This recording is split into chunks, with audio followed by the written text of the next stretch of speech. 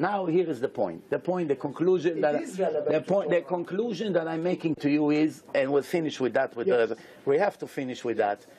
But I want to tell you just one quick 1 minute story, and we'll finish with that. One teacher took his class to the Judea desert, and they did not drink for 3 days already. They got mixed. They don't know and about to die. They're already dehydrated. So they said, what are we going to do? Oh, they found in the night, they found a light somewhere. They went there and they saw in the middle of nowhere somebody lives there, a monk. They knock on the door, he opened the door, and they all went inside. And they said, we're dying, we're fainting, please, 3 days we did not drink, help us. He said, oh, it happens all the time. I have a game, it's called Russian roulette. It's Persian roulette, not Russian roulette. Here is 100 glasses of water, as you can see, ready for people like you that made mistake. It's common. In one of them there is a very serious poison that as soon as you drink it, you die immediately. But the other 99 are clean. But at the same time, I want you to know that if you only 3 days lost, I know already, nobody dies before 4 days without water. You can make it. I'll tell you how to make it. You have to walk another 15 hours, and you make it to a shore with plenty of water, no risk, no nothing. You suffer, you'll have headache, but you can make it to the shore. I'm going to give you the map and show you how to go. Your life will get saved. Do you want to take the risk and pick up a glass of water right now and drink? You may die, you may drink and everything will be fine, or you want to suffer another 10, 15 hours and make it to a safe place? What would you answer as one of the students? Would you drink the water, or you rather suffer 10 more years and live for sure? Remember, you are 18 years old, you don't want to die young, you don't want to take a risk now drinking. Okay.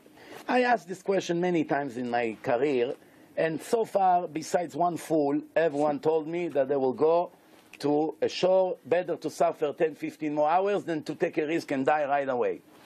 Now, I want to finish by telling you this. Why did I tell you this story? Why do you think I'm in the mood to tell stories? This story has a trap, and I just put a trap, and you fell into it. And this is what I'm going to show to you, how you fell into it. Because you, after all, have very good common sense.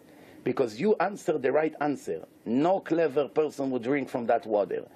Now, I want to say to you something. You and I have to agree at least on one thing, and I'm sure you will. On this part, I'm sure you will. You have doubts that the Torah is divine? Fine.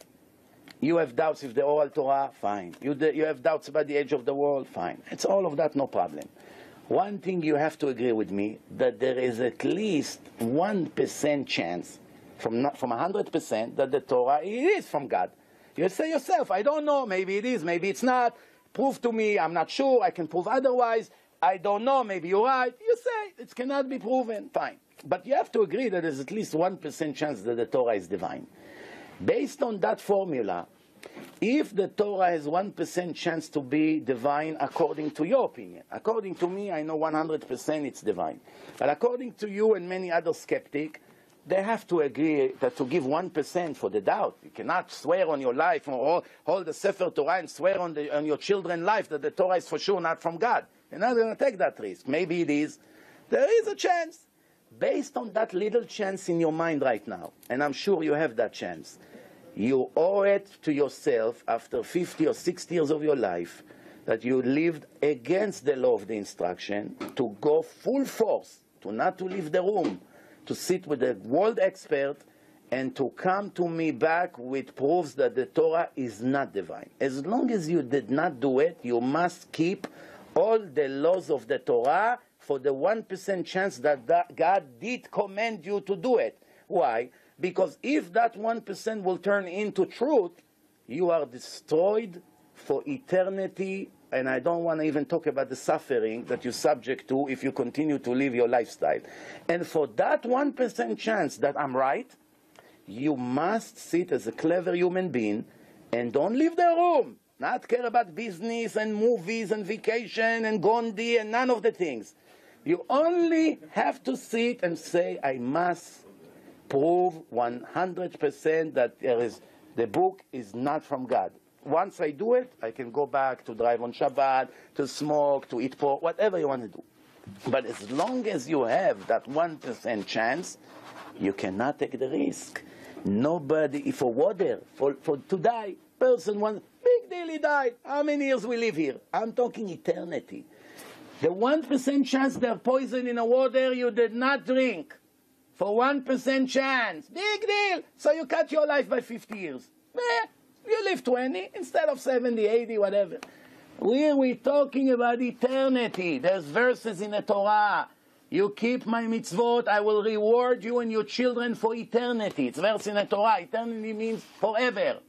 You will go against me, I will cut your soul out of the next world and you lose everything. Do you want to take that risk? Rabbi, you and I are going to have to sit many, many times. And I I'm agree. sure Amen. none of us are going to easily commit. יברך לך אדוני וישמרך, יעל אדוני פניו עליך ויחונך, יעשה אדוני פניו עליך ויעשה לך שלום. Amen. Thank you very much. We'll see you again.